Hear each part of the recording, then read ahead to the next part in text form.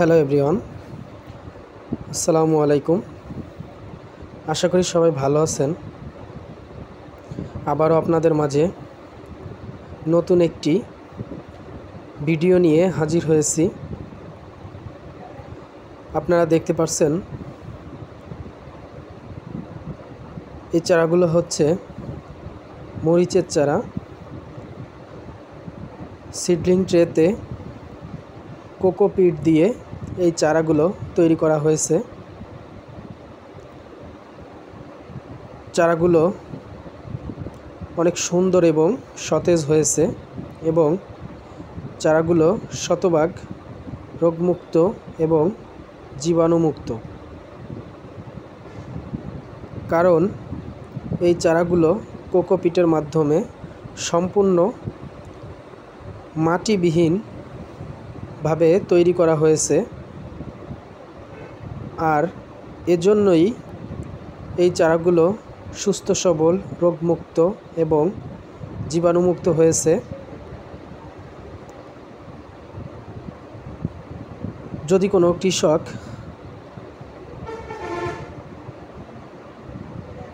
মাটিতে চারা তৈরি করে,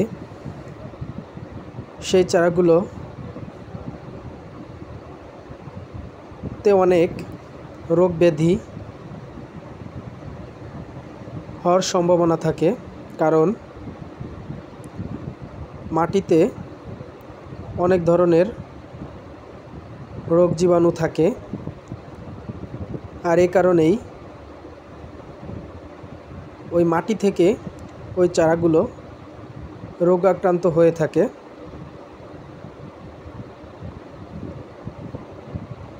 তাই আধুনিক পদ্ধতিতে বা আধুনিক উপায়ে চারা তৈরি করলে সেই চারাগুলো সুস্থ সবল, রোগমুক্ত হয়ে থাকে। আর এই সুস্থ সবল, রোগমুক্ত চারা যখন জমিতে রোপণ করা হয়ে থাকে, তখন ওই চারা থেকে অধিক পরিমাণে ফলন পাওয়া সম্ভব, কারণ একটি সুস্থ সবল চারাই অধিক পরিমাণে ফলন দিতে সক্ষম।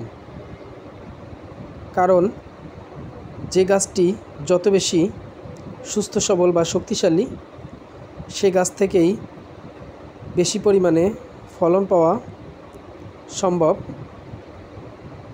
তাই আমরা সবসময় জমিতে সুস্থ সবল, রোগমুক্ত চারা রোপণ করার চেষ্টা করব। আর এই সুস্থ সবল, রোগমুক্ত, জীবাণুমুক্ত চারা তৈরি করতে হলে এইভাবে আধুনিক পদ্ধতিতে বা আধুনিক উপায়ে সিডলিং ট্রে এবং কোকোপিট ব্যবহার করে সুস্থ সবল চারা তৈরি করা সম্ভব।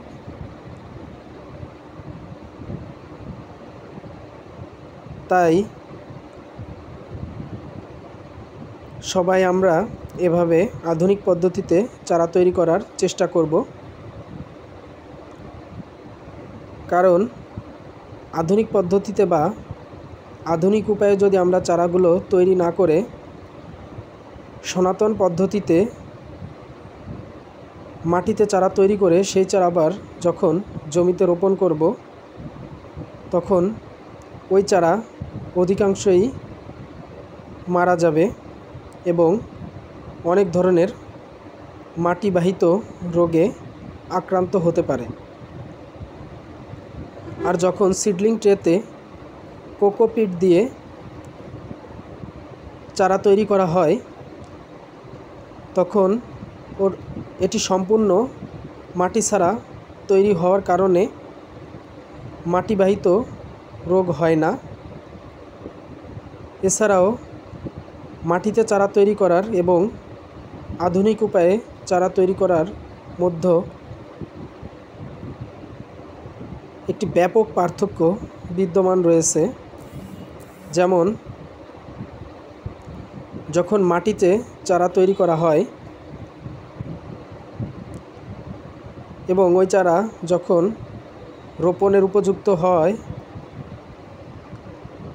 আর ওই চারা যখন আবার মাটি থেকে তুলে নিয়ে জমিতে রোপণ করা হয় তখন অধিকাংশ চারাই মারা যায়। এর অন্যতম একটি কারণ হচ্ছে যখন ওই চারাগুলো মাটি থেকে তোলা হয় ওই চারাগুলোর অধিকাংশ শিকড় ছিঁড়ে যায় বা ক্ষতিগ্রস্ত হয়। আর ওই অধিকাংশ শিকড় ছেঁড়া বা ক্ষতিগ্রস্ত হওয়া চারাটি যখন জমিতে রোপণ করা হয় তখন ওই শিকড় ছিঁড়ে যাওয়ার কারণে ওইখানে ব্যাকটেরিয়া বা পচন ধরে অধিকাংশ চারাই মারা যায়। আর যে চারাগুলো সাধারণত বেঁচে থাকে ওই চারাতে মাটিবাহিত অনেক ধরনের রোগের সংক্রমণ থেকে যায় এবং ওই চারা বা এই মাটির চারাগুলো যখন মাটি থেকে তুলে নিয়ে জমিতে রোপণ করা হয় তখন এই চারা স্বাভাবিক হতে মিনিমাম 10 থেকে 15 দিন সময় লেগে যায়। আর কোকোপিটের চারার অন্যতম একটি বা প্রধান সুবিধা হলো এই চারাগুলো যখন জমিতে রোপণ উপযুক্ত হয়ে যায় তখন এই চারাগুলো যখন সিডলিং ট্রে থেকে তোলা হয় তখন একটি শিকড়ও ছিঁড়ে যায় না, সব শিকড়ই অক্ষত অবস্থায় থাকে এবং এই চারাগুলো কোকোপিটের মাধ্যমে তৈরি করার কারণে শতভাগ শিকড়যুক্ত হয়ে থাকে। আর এই শতভাগ শিকড়যুক্ত চারা যখন জমিতে রোপণ করা হয় তখন এই চারাটি জমি থেকে অধিক পরিমাণে খাদ্য সংগ্রহ করতে সক্ষম হয়ে থাকে। আর এ কারণেই এই চারা থেকে অধিক পরিমাণে ফলন পাওয়া সম্ভব হয়ে থাকে। আর এই সিডলিং ট্রের চারা যখন জমিতে রোপণ করা হয় তখন এই চারা যখন ট্রে থেকে তুলে নিয়ে জমিতে রোপণ করা হয় ওই চারাগুলো বুঝতেই পারে না যে সে কোথায় আছে। এই চারাগুলো সিডলিং ট্রেতে যেমন স্বাভাবিক অবস্থায় থাকে জমিতে রোপণ করার পরও সেম একই অবস্থায় থাকে। এই চারা ঢলে পড়ে না লাগানোর পরে, কারণ এর নিচে শিকড়গুলো একটি কয়েলিং আকারে সুন্দরভাবে পেঁচিয়ে থাকে। এটি হচ্ছে একটি মাটির চারার অন্যতম গুণগত বৈশিষ্ট্য। এছাড়াও মাটির চারা এবং এই কোকোপিটের চারার মধ্যে অনেক বড় একটি পার্থক্য হলো আপনারা যখন মাটির চারা জমিতে নিয়ে লাগাবেন এবং কোকোপিটের চারা জমিতে নিয়ে লাগাবেন এ দুটির পার্থক্য আপনারা নিজেরাই বুঝতে পারবেন। কারণ মাটির চারা স্বাভাবিক হতে 10 থেকে 15 দিন সময় লাগে আর কোকোপিটের চারায় এই সমস্যা হয় না। আর এই কারণেই মাটির চারা থেকে এই কোকোপিটের চারা ফলন 15 দিন আগে দিয়ে থাকে। আর এই 15 দিন আগে ফলন দেওয়ার কারণে কৃষক যখন এই ফলনটা বাজারে তুলবে তখন আশানুরূপ সে দামটাও বেশি পেয়ে যাবে। এটি হচ্ছে একটি কৃষকের জন্য সবচেয়ে বড় একটি পাওয়া। তাই আপনারা সবাই সবসময় চেষ্টা করবেন আধুনিক পদ্ধতিতে বা আধুনিক উপায়ে চারা তৈরি করে সেই চারা জমিতে রোপণ করার। এছাড়াও আপনাদের আমি বলতে চাই এই সিডলিং ট্রেতে চারাগুলো কিভাবে আপনারা নিজেরাই বাসায় তৈরি করতে পারবেন। আপনারা যে কোনো প্রতিষ্ঠান থেকে ভালো মানের ট্রে সংগ্রহ করবেন এবং কোকোপিটটাও ভালো মানের সংগ্রহ করবেন এবং আপনারা যে বীজ বা যে চারা রোপণ করতে চান সেই জাতের ভালো মানের বীজ সংগ্রহ করবেন। আপনাদের নিকটস্থ বা স্বনামধন্য কোনো প্রতিষ্ঠান থেকে বীজ সংগ্রহ করার চেষ্টা করবেন, কারণ আপনারা যদি ভালো মানের বীজ সংগ্রহ করতে না পারেন তাহলে আপনারা প্রতারিত হবেন এবং ক্ষতিগ্রস্ত হবেন। তাই সবসময় চেষ্টা করবেন ভালো মানের বীজ ক্রয় করার এবং বিশ্বস্ত বা স্বনামধন্য প্রতিষ্ঠান থেকে বীজ সংগ্রহ করার চেষ্টা করবেন। এবার আসি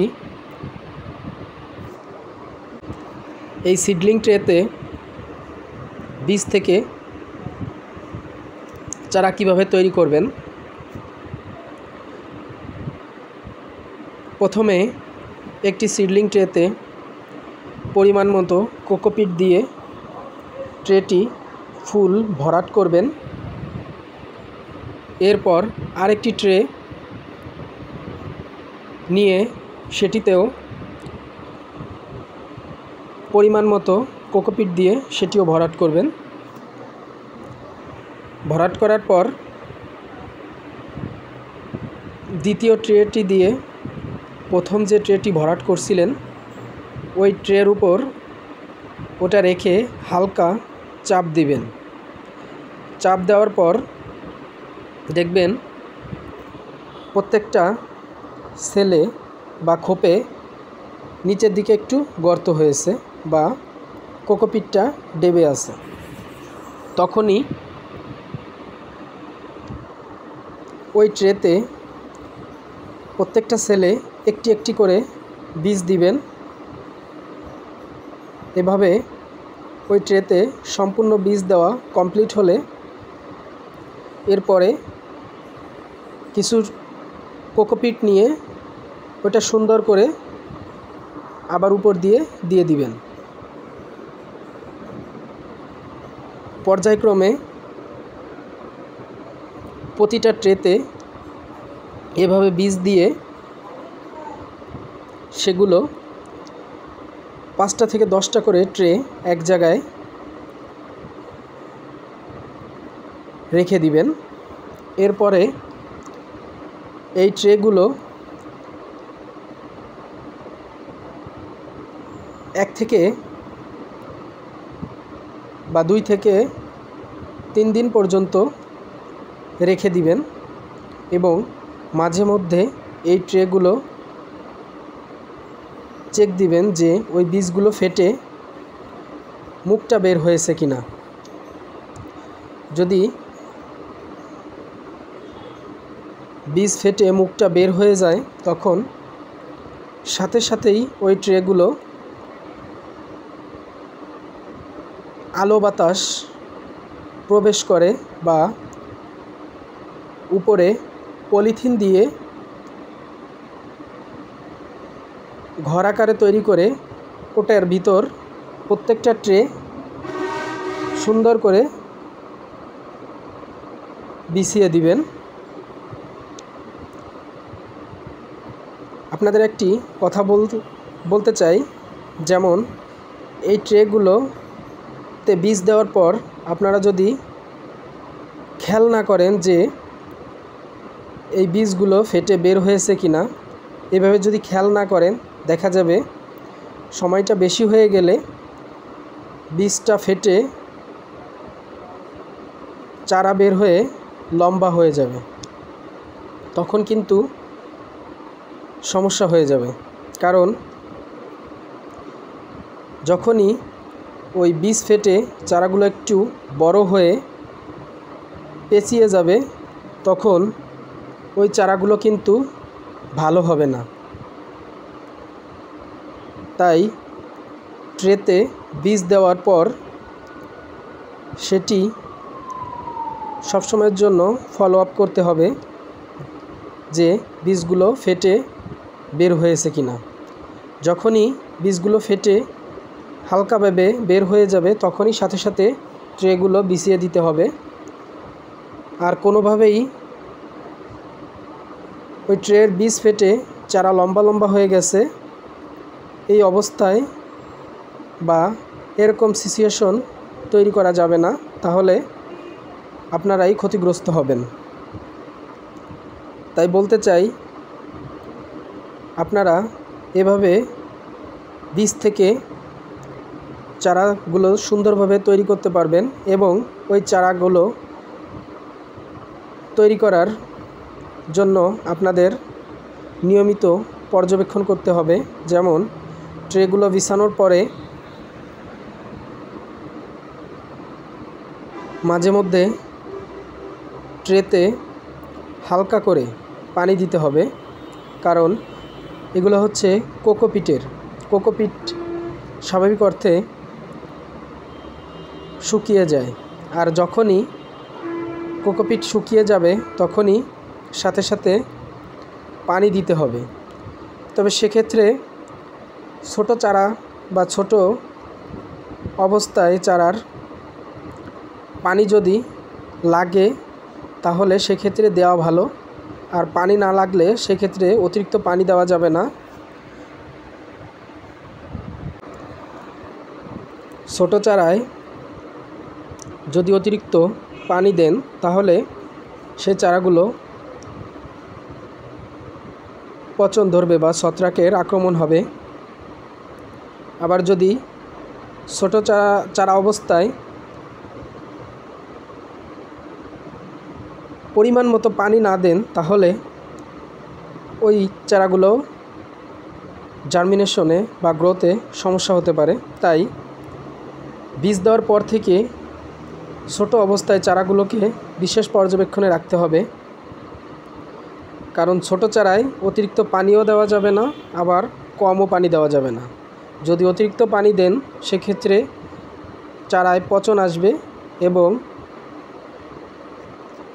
পানি কম দিলেও সে চারাগুলোর গ্রোথে সমস্যা হবে। তাই আপনারা সবসময় চেষ্টা করবেন বুঝে শুনে পানি দেওয়ার। এবং এই চারাগুলো বয়স যখন 7 থেকে 10 দিন হয়ে যাবে, তখন আপনারা ছত্রাকনাশক স্প্রে করবেন। এবং এটি ছত্রাকনাশকটা 1 সপ্তাহ পর পর করে রাখলে খুবই ভালো হয়। আর এছাড়াও চারায় আপনারা ছত্রাকনাশকের সাথে অটোস্টিন ব্যবহার করতে পারেন। তবে এটি চারা যখন পর্যাপ্ত বা উপযুক্ত বয়স হয়ে যাবে, তখন আপনারা এই চারার সাথে ছত্রাকনাশক এবং অটোস্টিন একসাথে ব্যবহার করে চারাতে দিতে পারেন। ছত্রাকনাশক দিলে চারায় পচন আসবে না, এবং অটোস্টিন দিলে চারার গ্রোথটা ধরে রাখবে, চারার গঠনটা ভালো হবে। আর এভাবেই আপনারা সিডলিং ট্রেতে কোকোপিটে চারা তৈরি করতে পারেন। আর এই সিডলিং ট্রেতে কোকোপিটে চারা তৈরি হতে স্বাভাবিক অর্থে 30 থেকে 35 দিন হলে এই চারাগুলো জমিতে রোপণের উপযুক্ত হয়ে যাবে। অর্থাৎ যখন এই চারাগুলোর বয়স 30 থেকে 35 দিন হয়ে যাবে, তখনই আপনারা এই চারাগুলো জমিতে রোপণ করতে পারবেন। বা আপনারা যদি কেউ বিক্রি করতে চান সেটাও করতে পারবেন। এতক্ষণে আপনাদের চারার সকল বিষয় সম্পর্কে বিস্তারিত বললাম। এবার বলবো এই মরিচের চারা রোপণের বা চাষাবাদ সম্পর্কে। এই চারাগুলো যদি আপনারা বা এই মরিচ চাষ কেউ করতে চান তাহলে সেটি আপনারা সবসময় চেষ্টা করবেন মালচিং পদ্ধতিতে করার। কারণ মালচিং পদ্ধতিতে যখন এই মরিচের চাষ করবেন তখন রোগবালাই কম হবে, সারের অপচয়টা কম হবে, নিড়ানি খরচ কম লাগবে এবং ফলনটাও বেশি পাবেন। এছাড়া এই চারাগুলো রোগমুক্ত এবং জীবাণুমুক্ত থাকবে মালচিং পদ্ধতির কারণে। কারণ মালচিংয়ের অনেক বিশেষ গুণগত বা উপকারিতা রয়েছে, তাই আপনারা সবসময় মরিচ চাষ করার ক্ষেত্রে মালচিং ব্যবহার করবেন।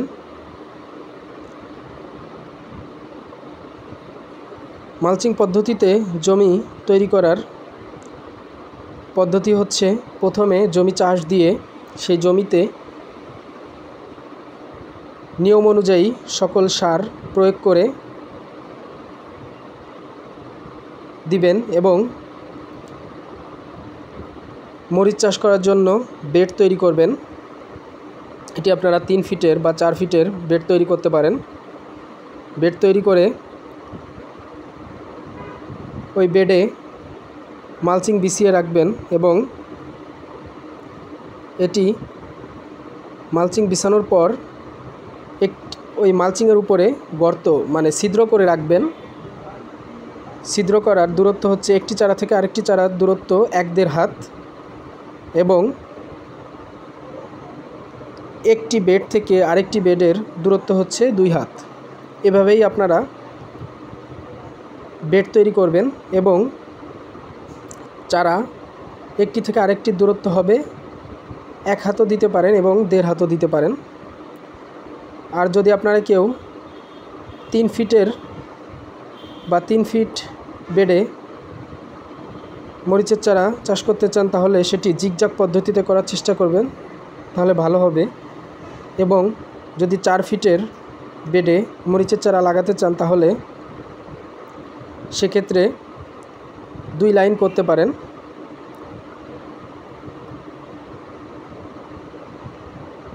এভাবেই আপনারা মরিচের চাষ করতে পারেন। যদি আপনারা এইভাবে মরিচের চাষ করতে পারেন তাহলে ইনশাল্লাহ আশা করি আপনারা লাভবান হবেন এবং আপনাদের জমি থেকে পর্যাপ্ত পরিমাণে ফলন পাবেন।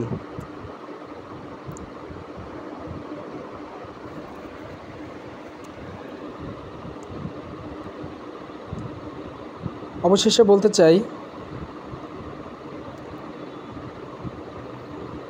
আমার ভিডিওটি যদি আপনাদের ভালো লেগে থাকে বা কোনো উপকারে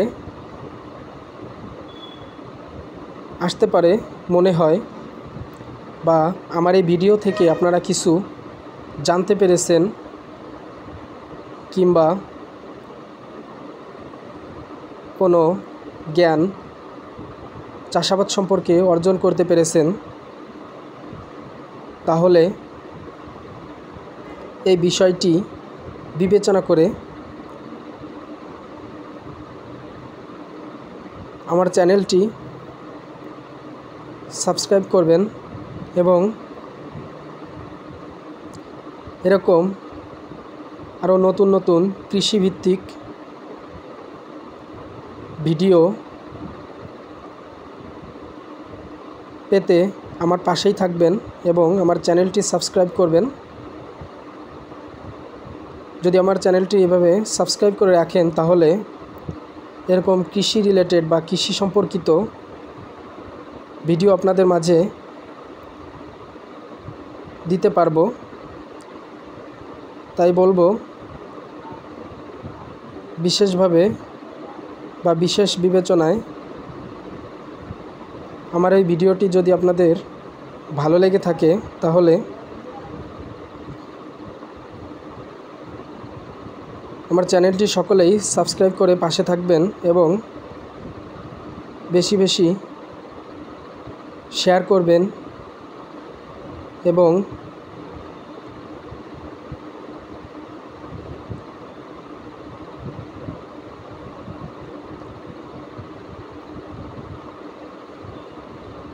এরকম কৃষি রিলেটেড ভিডিওর জন্য কমেন্ট করে জানাবেন, তাহলে নিয়মিত ভিডিও পেয়ে যাবেন। ধন্যবাদ।